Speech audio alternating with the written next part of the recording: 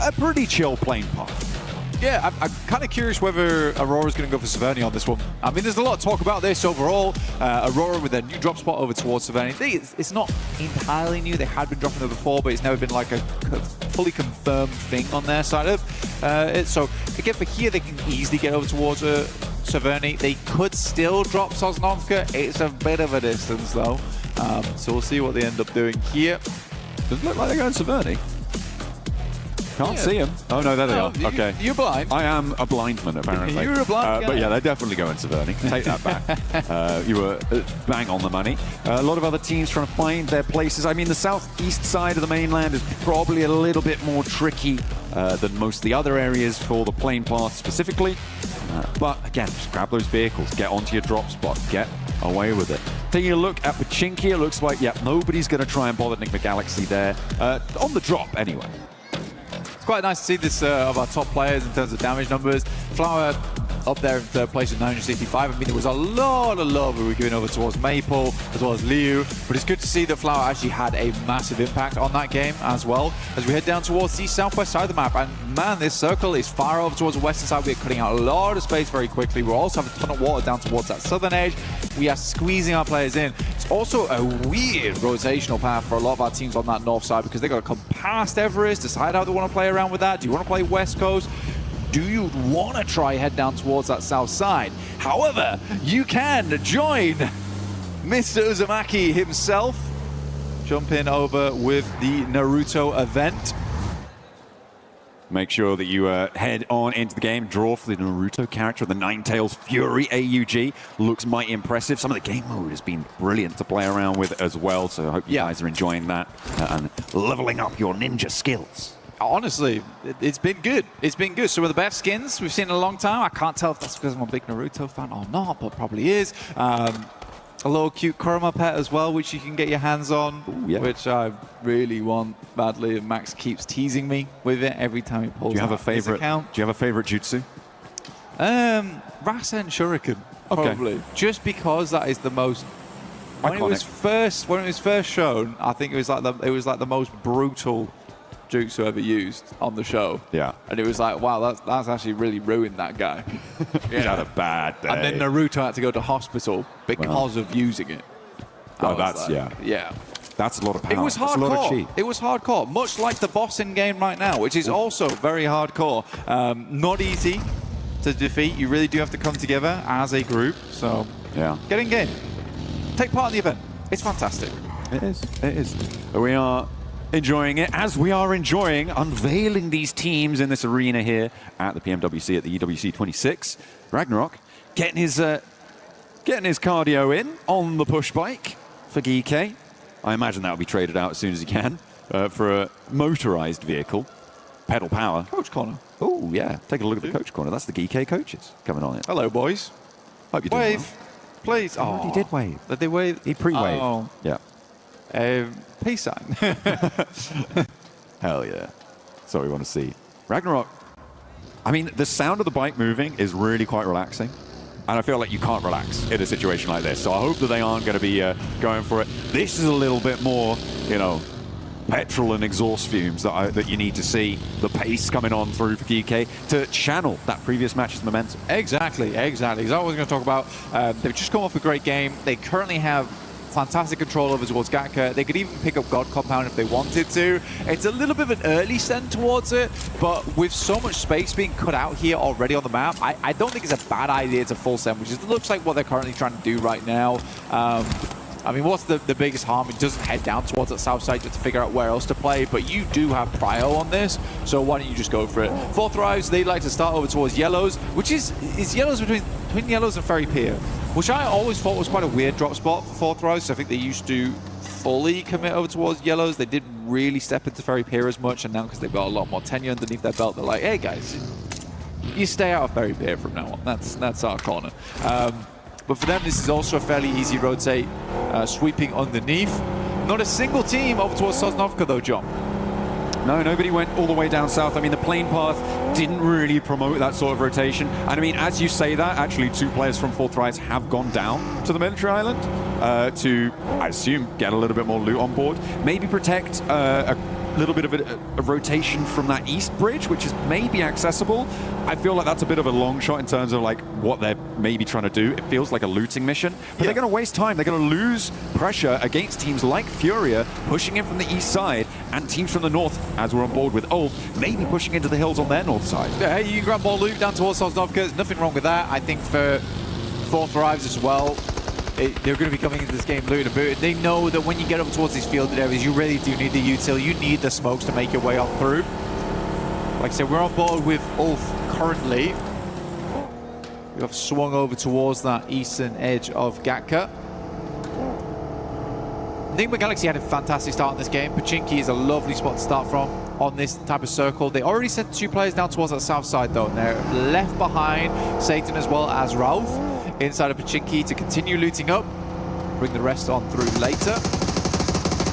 Hopefully they don't get split off. Finding one of those quarry mouth compounds could be really important on a circle like this.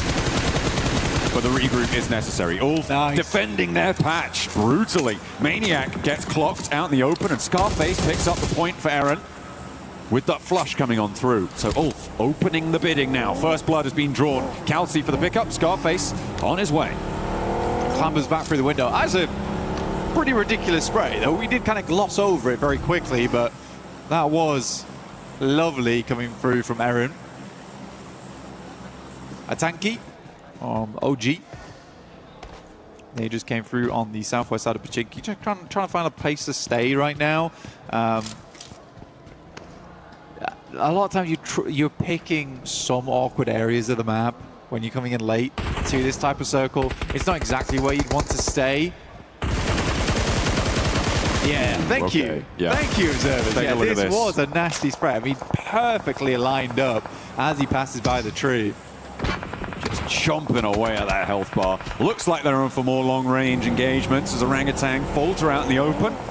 Losing a player, and that's Ulf now up to 2. The open ground looks like they're good for the hunting. And as we saw, that spray from Eren was pretty beautiful. Looking good with it. Players are starting to find out all about it. 2 teams now have lost a player to them. And a good start. Furia on the eastern side, pushing in. Trying to get past X-Force rejects who have managed to wend their way on through. Fourth Thrives have regrouped beyond that out to the west, just north of Ferry Pier. And Goat team on the east near Pachinki. Yeah, the thing for Orangutan there is it's an awkward push for them, right? It is an awkward push, but when you're coming in that late, I think what would be better to do there was probably to try and play out on those outrages. There's still compounds to play up towards the eastern side of Gatka. You're slightly forcing center off the back of this one. There's a lot of sight lines around that area as well. But they make it fairly safely. I mean, only losing 1 player is actually quite a good result for them, and they get a decently central position. But they're going to go further now as we head over on towards that western side. DK extremely happy with the 2 positions they have locked down, but they will regroup off the back of this one. I think for Easy for Bad Boy as well as the other play in that location, this might be a little bit bold to be holding 2 areas at once, because Thunder Talk is rocking up towards their second duo on the west. Some pretty difficult terrain here, playing around that swamp, as you can see on that western side, teams starting to move in from the north edge. Enigma Galaxy actually full wrapping Quarry here as well, moving in on this western side. ROQ may be a little bit on the back foot here, Blank. They were on that western coast fairly early on. They haven't pushed more inland, but that might play into their favor later on, depending on how much conflict unfolds in the fields to their east. Yeah, Fourth Thrives, they completely realize that, oh my god, it is probably massively chock-a-block over towards Quarry. So let's just swing around onto the western side. For ROQ, I don't terribly mind it playing on that western coast. Not really many areas that wouldn't have been taken up already. It depends how early they got to the circle. I'd love to watch that back later on. Just taking their time. Taking their time out on the western side. AGAL playing the long game all the way up on the north side, just near Crates right now, South Georgia Pole. And we'll be playing quite late into the circle from the north side. Fortunately, there's not really too much to stop them moving in on the west coast road, maybe even crossing the fields to the west of Everest. Enigma Galaxy, they run into a little bit of a roadblock, or rather the roadblock runs into them, as Fourth Thrives find the backlines of Enigma Galaxy, and I don't think you're getting him back up there. with the forwards position already established for Enigma Galaxy, they may lose even more if they're not careful. Coops realizes he has to just leave now. He did stop off slightly, but has to get a move on. Will regroup with the rest of the team. It's not a horrible compound to play either, but it does become a horrible compound with only 3 players. It's a lot of area to hold here. They can't really afford to go for a 2-2 split between the buildings because they don't have that 4th player. So I think for Enigma Galaxy, it might be tough, especially with this becoming quite a prominent area of the map. On the north side, AGAL still playing it slow as Fourth Thrives continue to sweep on the western edge. RRQ potentially next up on the menu for them. And AGAL may actually crunch in from the northern side on it, but Aurora now spanning the south expanses of this field to potentially be a stopper for this rotation. A split up as well. There are open angles for Aurora to try and exploit, but it looks like AGAL content to play it slow again. I don't mind it. I mean, they were able to get a lot of eliminations the further they got into the game. Yes, about 5 of them came through very early on, but they were pretty steady with it. That does make things a little bit harder. Now, for GK, come on, guys. I think now's about the time to regroup. This is becoming a little silly now. Please. It's very, very greedy. Very greedy. Quarry still in play. Down towards that south side. I do like ThunderTalk's position off the back of that one. They can play up towards the hillside if they want to, coming out on that eastern edge. Furia as well has kept it fairly silent. Down towards that southeast edge, there's a big ridge side that runs through there. Fourth Thrives, though, they're wrapping back. They are wrapping back, and Furia might have something to say about this. Playing that stopper on some of the quarry mouth buildings, but I think Fourth Thrives, I mean, they came from this area, they're going to have a little bit of info, but ThunderTalk's presence might be an unknown quantity for them. They're sending straight through. I think they're just going to get past blank. Fourth Thrives are going to settle themselves potentially right in the middle of GK's split. There's an easy location to play there as well. It's high ground, looking down towards a lot of squads. I mean, Furia, I question how much they saw of that, because they are playing with little information because the terrain in that area doesn't provide the sight lines over towards Fourth Thrives. GK tries to regroup and they lose 1 player off the back of it. I don't want to say I told you so, but you do. You really want to say it. I really do. Say it. I'm a smug type of guy. But no, for GK, it was a little greedy to hold it as long as they did. For Orangutan, I respect the decision to move in towards that location. It was only a matter of time, and I think GK could probably get away with this one. It's just you pick one or the other. We're late into the game. There isn't a huge amount of fantastic compounds left anymore, and GK's trying to hold 2 of them. Well, not anymore. Orangutan have actually taken that eastern point now. So, central locations are taken by GK, Orangutan, and Fourth Thrives. The South Hill, the most open, potentially the most vulnerable, but also potentially the most profitable in terms of point scoring capabilities. On that south edge, you've got GOAT Team, Furia, going to be forcing teams to approach you in a very linear fashion. It's going to make it difficult to take down this position for a long, long time. So we'll see how Fourth Thrives can manage that. The north side, a little bit more messy, though. Teams are a little bit more spread out, trying to wend their way on through. Looks like it's plenty messy on the east, though, as GOAT are stopping AGAL. I mean, for all gamers, they have had a slow approach into this game. They've been in the blue for a very long time. They have very little information going forward into this one. GOAT's currently playing on a 2-2 split. Curious to see how all gamers want to play this now, because even Ketch is now having a little peek down towards that south side. He wants to check in on what's happening. And all gamers are like, okay, this looks very rough going on towards the west. Let's try the north. You're going to bang straight into Ulf. So I think for all gamers, it has just been a very slow game, which has led to little information. They're going to have to bank on having some strong gameplay going forward to try and cut a hole in the side of this circle. That's a fast rotate from Ulf, though, John. They are moving at pace, at speed. In they go, splitting the difference and not really running into too much competition on that move. Maybe slamming straight into GK's position. We've got, as well, Kiwoom, DRX trying to hold their northwestern side. Trying to keep themselves alive, and it's going pretty well. on their push. AGL tried to move in the wake of Ulf, but it's not going quite so cleanly for them. They have to stall, they have to falter, and OG are all too ready to take those points. As we're back on board with the nades coming in through the windows here. Ula wanting to hold out, but not quite connecting on either front. KRX hopping Binny back, moving him into a more favorable position to try and go for those assists. And no nades are really connecting here, Black. Okay, there they connect. Yeah, it's been a lot of explosions, not a lot of knocks coming through. Yeah, sure, Coop actually took most of the brunt of the damage so far. The nade right underneath his belly. BF, all game as they headed down over towards that high ground, only to find themselves up against 4 Thrives. Funnily enough, after all these nades are spent and done, it's actually the M4 that does the most damage through these windows. Oh, finally. We find 2 back-to-back going through from QXZ as well as Hoxie. Okay, I take it back. I take it back, guys. All right, didn't mean it. I did not mean it.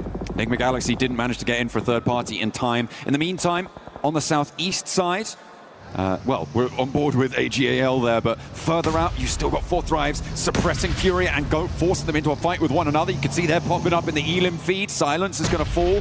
And over on the north edge, as we're on board with Aurora and Flash, fighting over location, a fairly isolated fight. Yeah, very much so. It's kind of a weird one too. I mean, for Aurora, you sort of expect the team to be playing on this one. It's a very classic spot. Most people know of this one. You use it because it's very easy to defend your vehicles in the ditch. Slightly nade bait, but for Aurora, they slow them down and try and just pass on by, but they are directly heading over towards Ulf. Oh, Scarface does find that initial shot, which is great to see from Scarface. That long-range capability comes into play, finally. Wait for more. AGAL trying to get a little bit, but Aaron has other ideas. Sprays them down, damage pouring on through. Orangutan moving, Aru up, does suppress Ulf a little bit, so maybe a little bit better of a chance for Aurora to piece themselves back together. But it is really difficult now to find any semblance of safety in the middle. Ulf do get all 4 of their players back up to their feet in their very central location now. Not too many teams are going to be able to take them down from this one. Aurora step in 2 with 4 Thrives, who are now up to 4 eliminations. They get that res, and now they're holding off against Top and Ziol on the off angle, as well as Goat putting pressure onto Falak.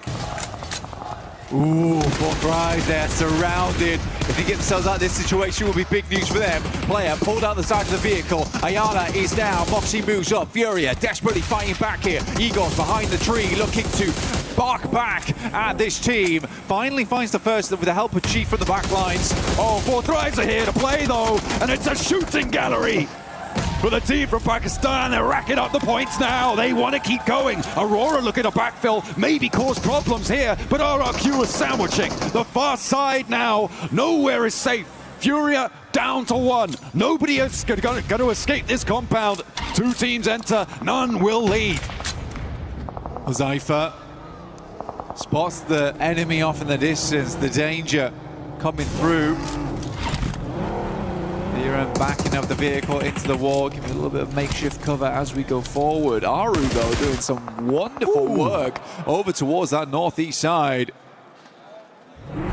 Sadly, just down to 2 there, but still holding off on his own. I think a lot of people had questions about Aru, but he's proving them wrong right now in terms of the gun skill. Very, very smart player overall, though. Zypher's getting stuck in, just going toe-to-toe with Chief. This is dangerous. There are nades in hand. Zypher wants to go barrel to barrel, though, and it looks like they're going to hop through. Genfos able to snap that Elim back, though, and will leave Zypher out in the open with a nade. But with 3 players from RQ bearing down upon him, the backup is not quite there from the rest of his team. He needs some oversight. He needs some assistance, but it's not there in time, and they have to deal with Aurora on the backlines. Oh, T24's quite low there. Took a bit of a tick from the blue.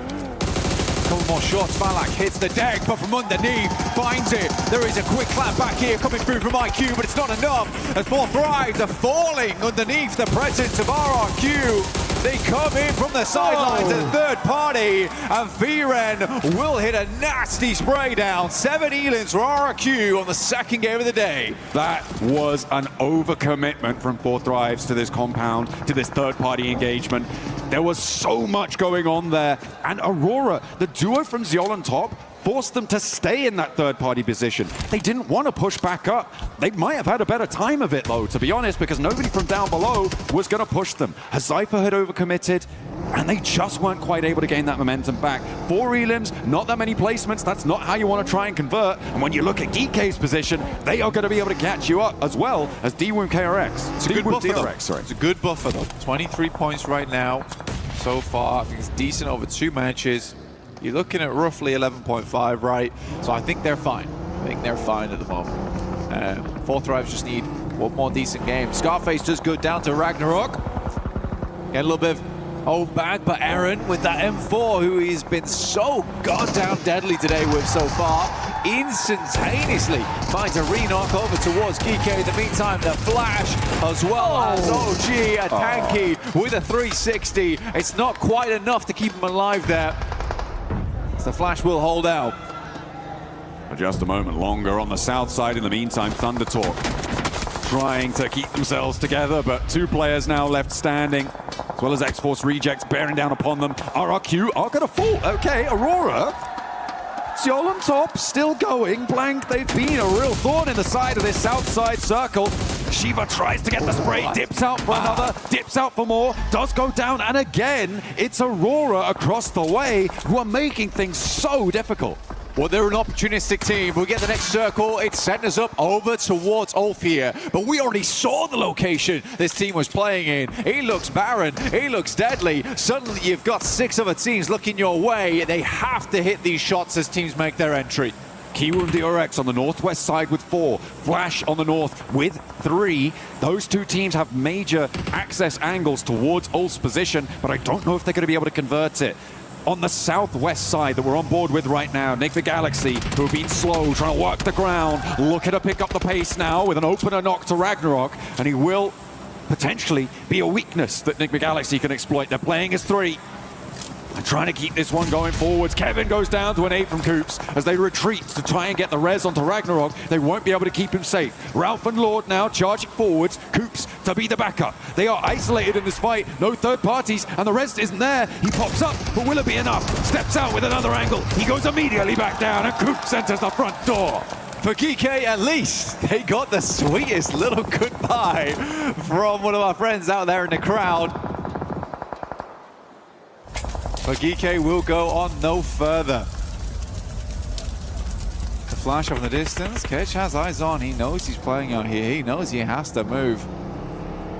As you said, KRX moving on the sidelines. Always such an awkward area of the map to play.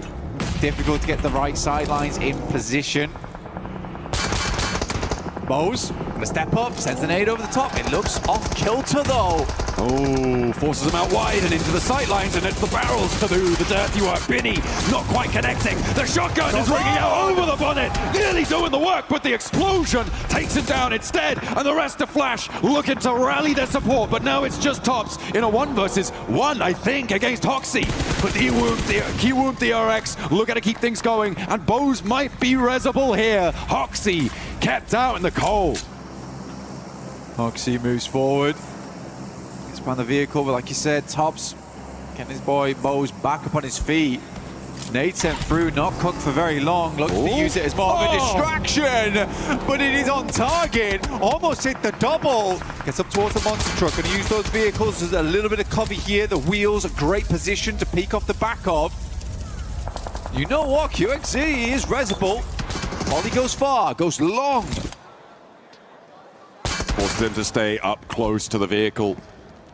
Less opportunity for some solid nade angles. The bounce looks good, but it only tickled, and he's stepping out wide. He's out in the open. Back to a nade, though. Hits the deck to stay alive. Doesn't go down to a spray. Hoxie there, under pressure. The monster truck keeping him safe. Another nade, another chance to find the knock. Forces him wide, but this time the shrapnel is just too much, and somehow Hoxie keeps it together for Kiwoom DRX. Well, Hoxie just sending some lukewarm grenades. No intention at a single one finishing them off, but 4 of them, that'll do the trick. Aurora, carry on with Xiol, as well as Top. Still playing for Nigma Galaxy though, right? This is a huge game for them. Not only because they've made it quite far into this game, but because they have to claw back those points right now. Their first game was devastating for their points tally. They need to get a little bit more out of this one. Currently, Ulf is stuck a little bit further out the circle, trying to watch for teams coming in from this south side, which I think makes sense. Try and clear that area as much as possible. Top is pretty isolated here, but then again, if Coops or Lord gets spotted, gets taken down by either Top or a player from Ulf, it's going to be a little bit easier for him to find something. Ketch has been spotted. That's coming through from the Ulf. No, hang on a minute. Where is that coming from? I think that might be Ralph who's taking shots out to Ketch, but Lord is going to fall down, and Top now can start to chime in, look to pick those points away. Indeed, he does. He gets that flush. He steals that point away. And that is nasty for Enigma Galaxy. They lose another, and they're down to 2. Ralph regroups with Coops, and Top sends away. They're now on the back of the queue against Ulf to try and move their way forwards. Do they have the gumption? Do they have the power? Coops fully stimmed up right now. Frothing at the mouth, looking for those elims. Ralph comes in from the sidelines. Might just find nothing off the back of this, and it absolutely is the case. Coops now has to make a recovery off the back. 3 seconds left on that grenade. It goes slightly wide. Might just tuck itself back in again. Ulf, in the meantime, is trying to get the rest of their players back up on the sidelines. It could be big. Sticky grenade out next. Eren extremely low. Chucks, I think that went through the window there. Nearly takes them down, but they're behind the shack now. The info that Coops was able to gather from Ralph's roll forwards was that the other angle wasn't quite paying attention, but now they've got the res. Now they've got more, but Coops still has something left. He's charging forwards. Kelsey wants the res onto Eren as the rest of Ulf are taking damage. That's coming through from across the way. Aurora, maybe even Q with the RX, and there he goes. Coops is on a tear. Ketch is down. It's just Scarface now to stand in the face. But can Coops get the angle? He turns around, confirms the points, and into the fight he goes. This is the missing spearhead of the spear for Enigma Galaxy. He will finally go down, but you almost saw him there in the picture-in-picture. A tiny smile on his face, despite that being one of the most insanely pressured moments for any player to be in. And Ulf is taken down by it. KRX, 9 elims on the game. It's a strong one for them, currently in second place and looking to take first after this all does conclude. But they've got to deal with Aurora, who have been once again immortal in this match. Top and Ziol have just been marauding around these east side hills for so long, and they're actually now playing fairly close together. These nades, the peak angles that they can take, probably going to be quite profitable. And actually, Hoxie being in that shack may be a detriment to them. With the position it takes on the circle, the next zone closes dead center. He's going to have to leave first. So when does he do it? He might want to try and figure out something now. We're into a 2v2 here. Ziol wraps around. The fact that Aurora's played on the north side, they've played back down towards the south. They have made a lot of plays that other teams try to go for and were unsuccessful in. It is magnificent, but they are down to limited materials. 3 nades, 2 smokes, 3 nades on top. He's going to try and move around the sides. He can get up towards the shack here. Smart. I mean, they saw that rotate away from Hoxie, and Top was trying to get that off angle, but now has to step back in as Hoxie's putting Ziol under pressure. Top yet to step into the firing line, but draws the attention and disengages the fight. This is good from KRX, so I love the layering with the vehicles. Had to be done there to ensure that, you know, it's difficult to get one sightline onto a singular player in the vehicle. Whilst you've got 2, you may as well use them. But these nades are starting to come through now, trying to get some damage done. Hoxie's back up to 70%. That nade's on target. It's beautiful here. QXC now has to deal with the other players. Another one right up in his face. They go wide. Top's moving around the side. Aurora, a difficult beast to handle. This is what Top wanted to do originally. The pressure onto Ziol made it too hard. Another nade, and Ziol nearly takes it down there, but Top now has the angle. He's got them on a broadside. Oh, insult to injury. Take down the down player first, but it is a duo chicken dinner coming through from Aurora. Aurora, after that, they take second place. KRX obviously shut themselves up in towards first. It's a really